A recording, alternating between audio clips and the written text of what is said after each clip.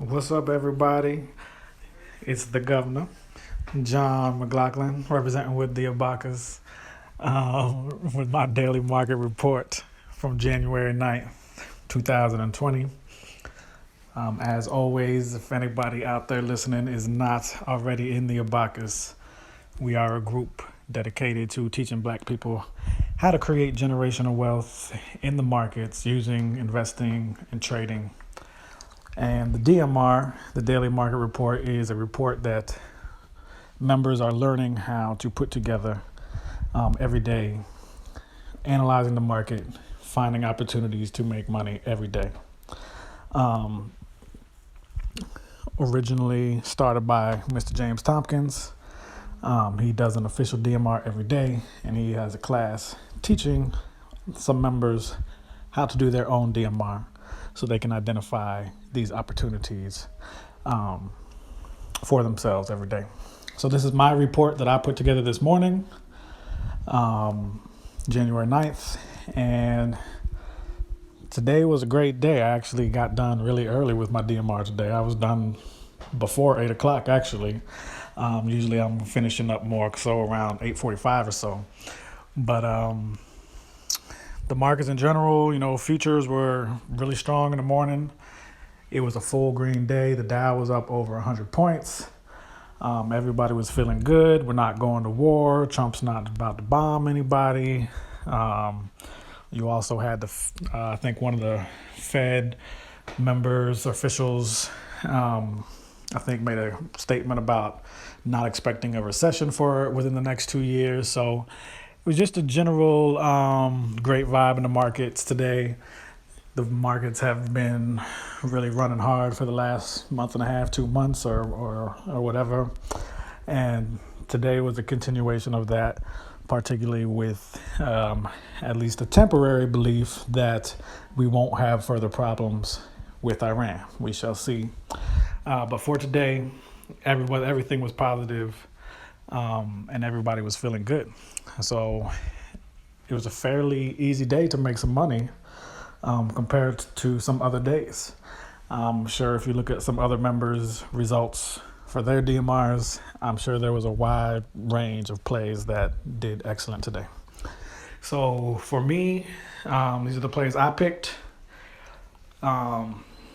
It's kind of ironic because being a green day, I did have 2 puts on my list, but they still worked out good. So that shows you we can make money up, down, going down on a green day, going up on a red day. We know how to do it all different types of ways. But Bed Bath & Beyond, they bombed their earnings report, withdrew their guidance for 2020. So they're not looking great right now. They're looking like they're going to be facing some difficulties for a little bit. Bought a put down a $15 put on my list. It opened up at 109.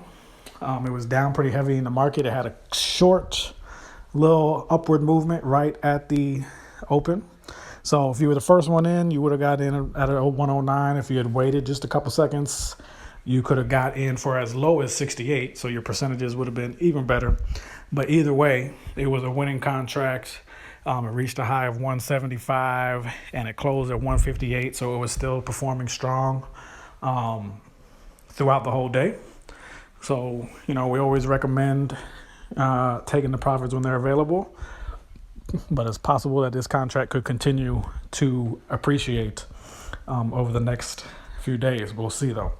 But that gave you a chance to get, up to 60% today if you bought it to open.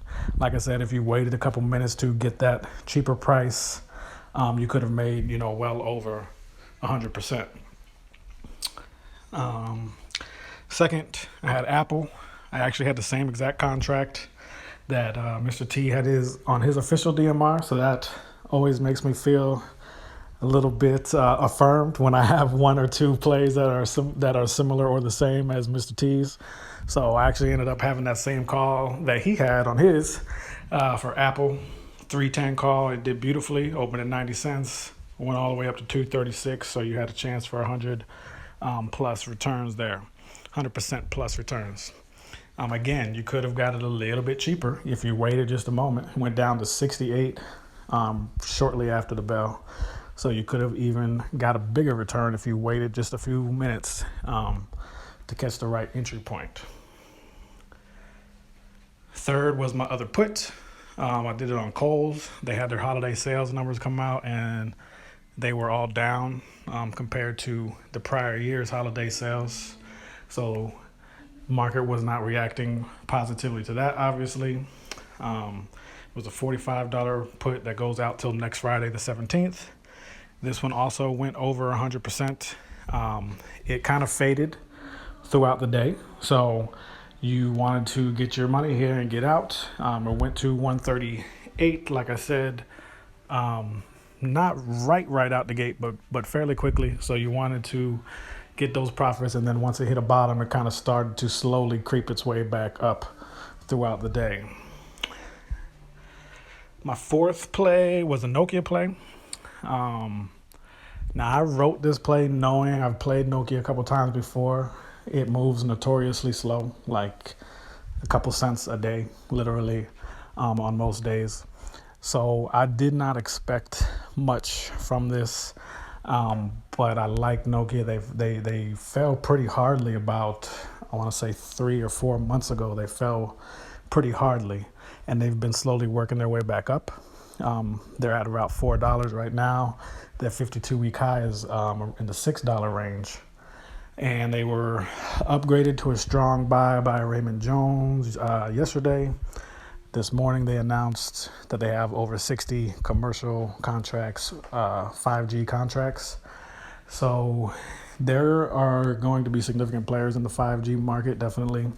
And I like their chances of at least, I don't know if they'll get all the way to $6 because, like I said, they move really slowly. But they have been recovering for the last couple months after that drop off, and I kind of expect them to continue to do that. So I did not expect much from this contract. This is a contract I actually bought today, but I'm planning to hold it for probably at least a couple weeks, and I think it will pay off. So this is more of a swing trade. Wasn't really designed to really make much money per se today. It actually went down. It opened at 33 cents, went down to a low of 28 cents, and ended the day at 29 cents. But like I said, check back with me on that one in a couple weeks, and we'll see if it's made any progress or not. And then lastly, another play that I didn't necessarily know whether it would get significant returns today, but Starbucks, they report towards the end of the month. I want to say the 23rd or 24th, and unlike a lot of companies, so many companies right now are at their 52-week high. Starbucks is a little bit off of their 52-week high. Their 52-week high is, I think, $99, and they're right around the $90 mark. So considering that they got earnings coming up, they're usually a reliable company when it comes to earnings.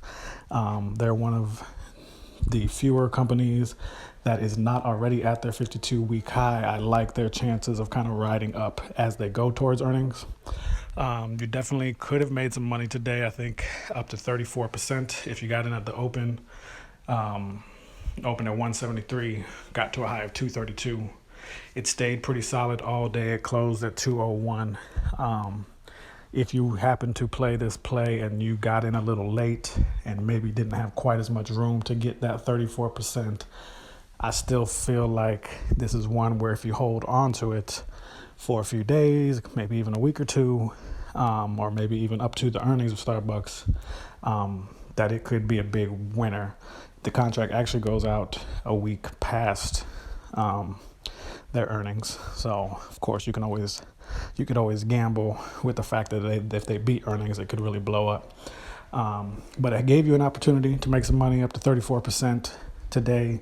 But I also like this as possibly a contract that you might buy and hold for a few days or a couple weeks and see what happens with it. But as we always say, if you had that 34% on the table, it's not a bad idea to take it and keep it moving. So with that said, felt like it was a really good day for me. I hit 4 out of 5, and even the one that I did not hit, I wasn't really expecting anything from it today. So So I feel like I hit on everything I was calling. We'll see how that Nokia play turns out. If you want any information about the Abacas or the DMR, as always, feel free, hit me up, reach out to me on Facebook, and we can get you going on your journey to generational wealth and financial independence. All right, y'all. So hope y'all have a good one, and I will talk to y'all tomorrow. Bless.